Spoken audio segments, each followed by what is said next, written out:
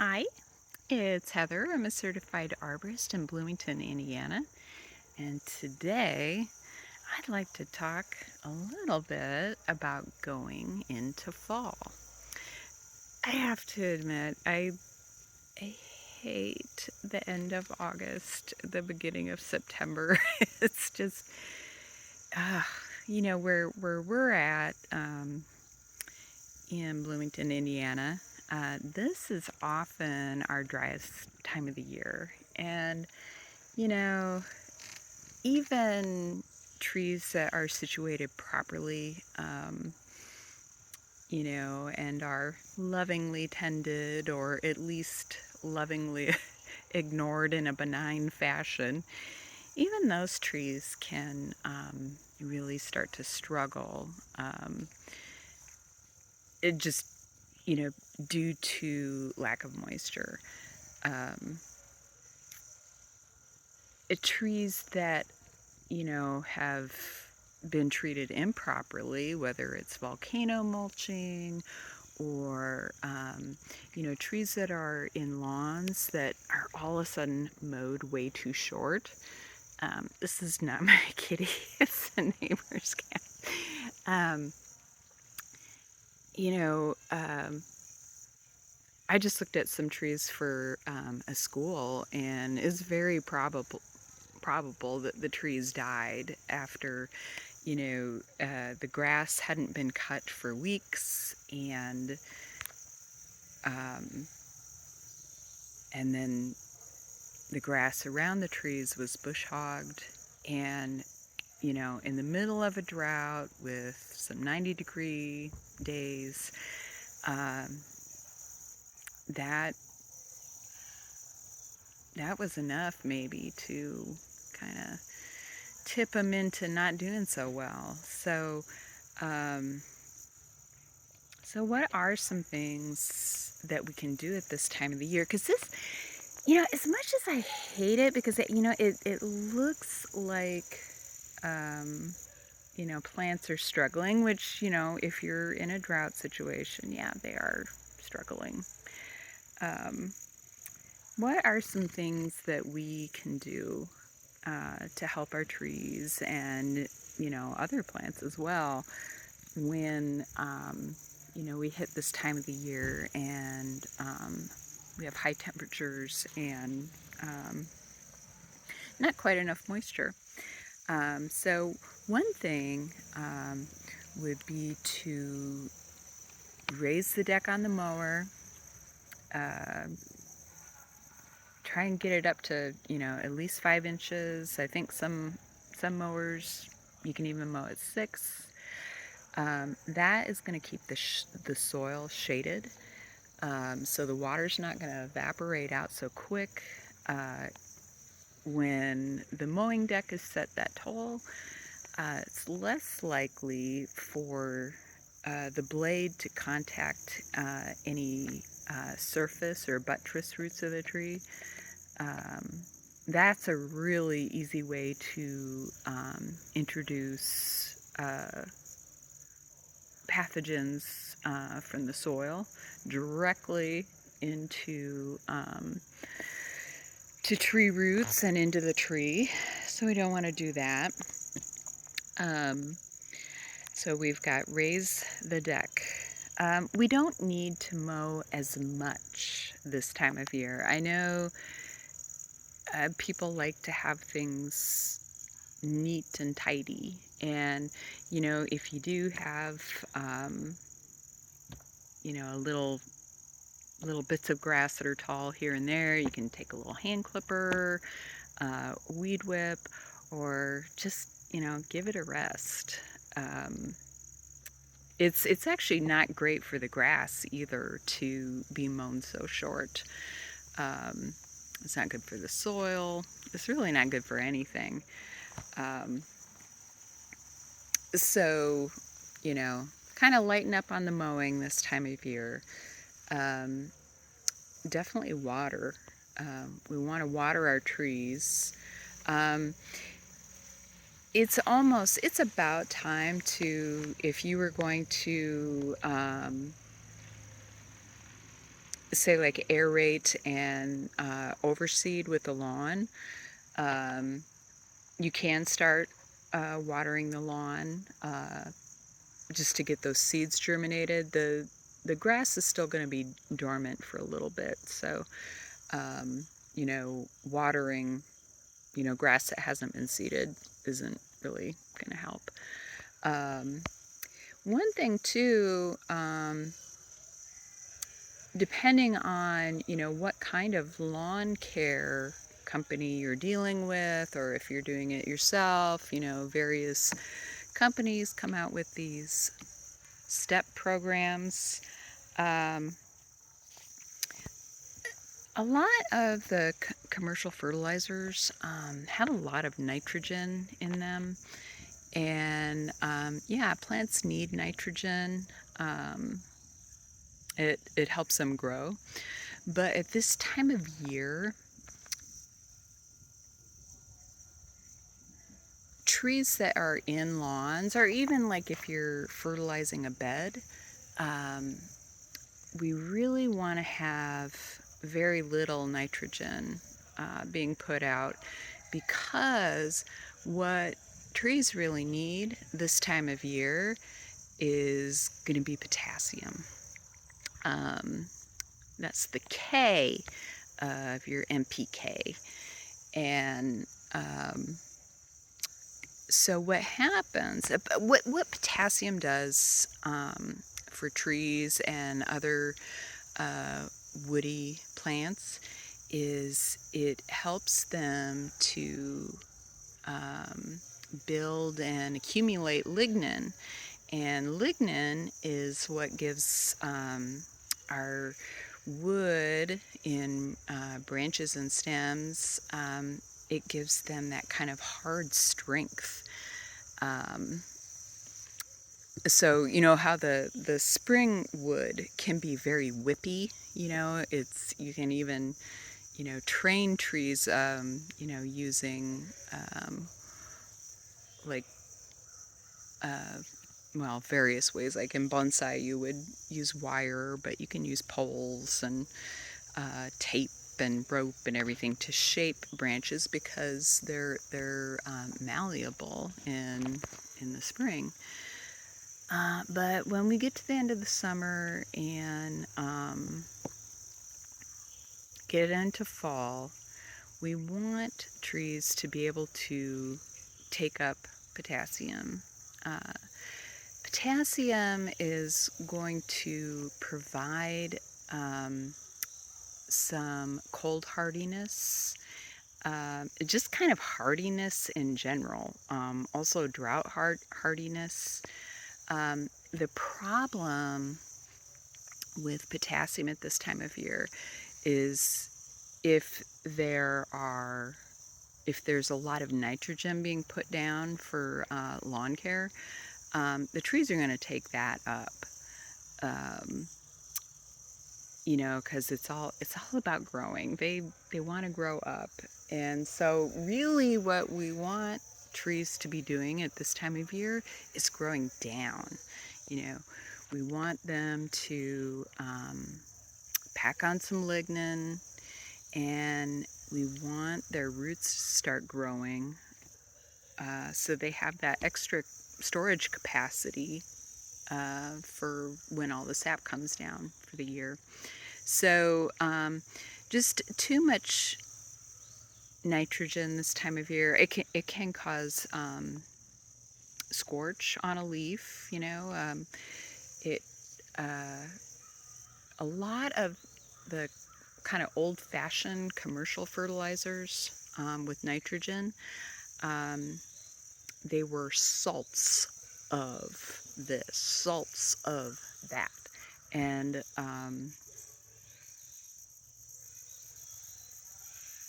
I don't know. I'm so sorry. I'm so tired. Um, I think there's pollen in the air. The Weather Channel doesn't believe me, but I think there really is.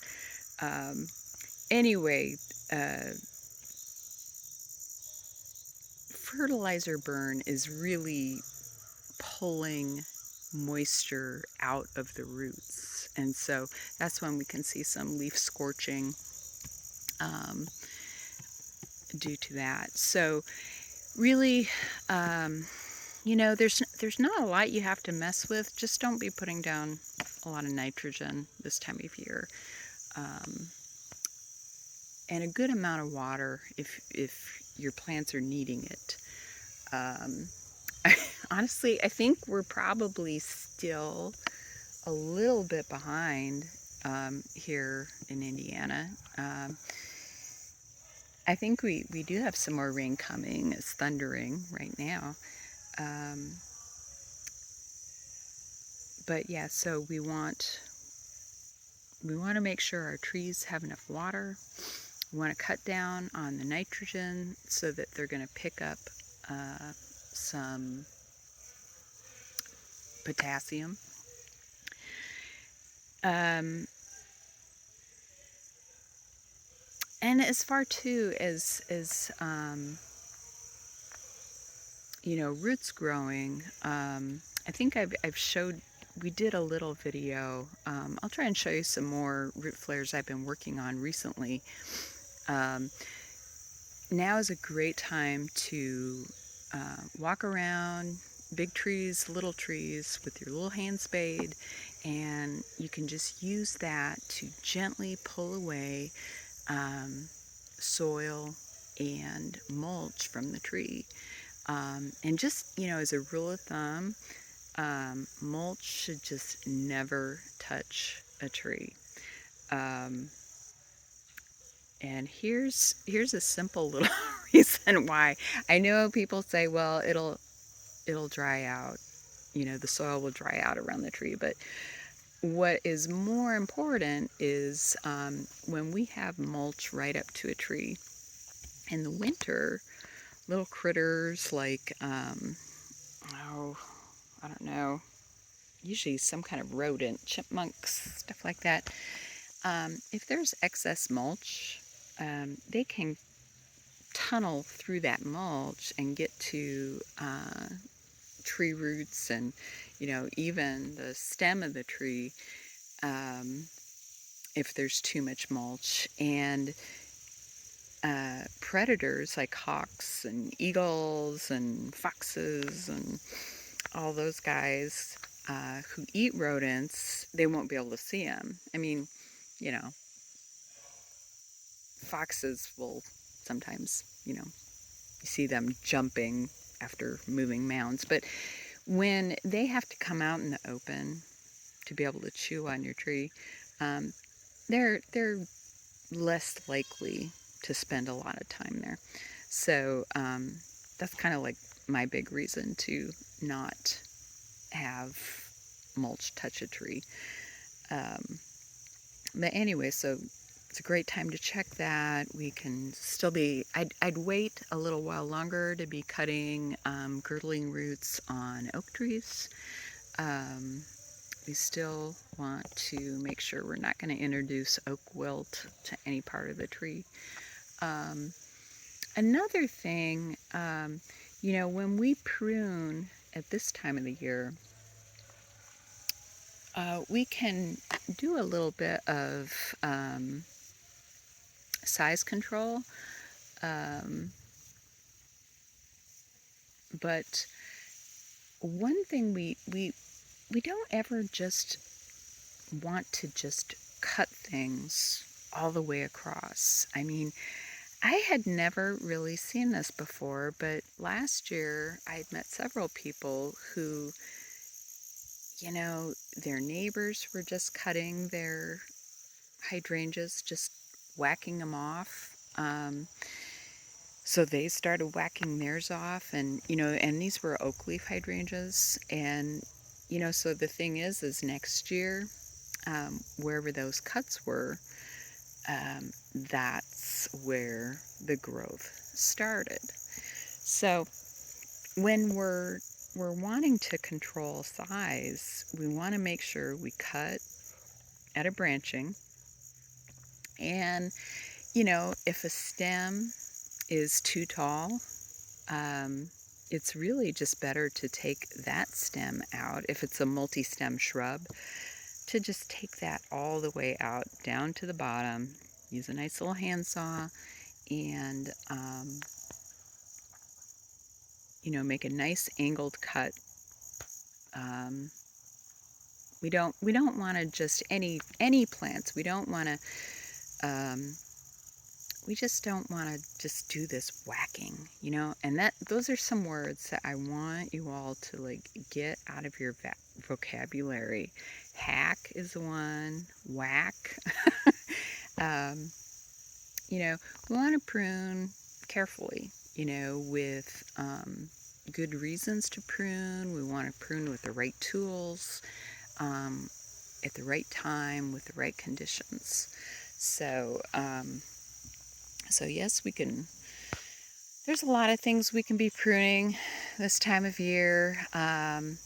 Honestly, this time of year, I quit pruning roses this time of year. On roses, anytime we prune, that's going to initiate some growth. And so the one thing we don't want to do is have roses growing this time of year. We want them to calm down a little bit, work on packing on that potassium, and um, and then that way. So usually, like with roses, what I do is I used to have kind of a artificial date. Like I would never prune a reblooming rose until like March 15th. And that always worked. And then lately, we've been having much colder kind of early springs, or maybe they're wetter or whatever. So I've actually kind of even pushed that date back a little bit.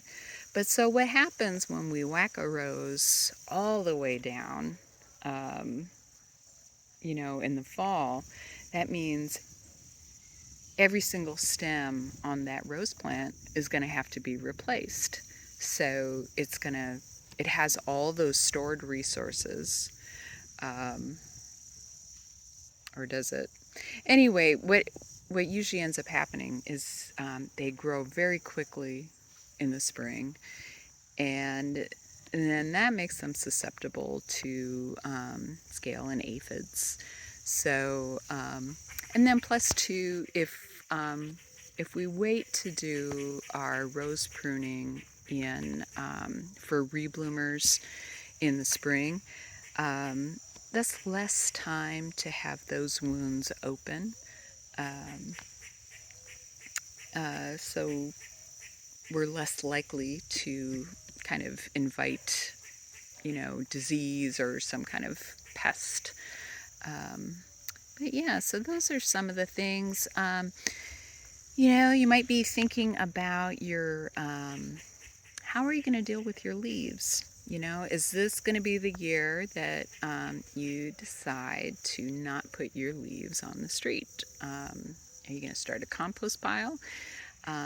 Compost piles can be really simple, and honestly, the more simple, the more efficient they can be.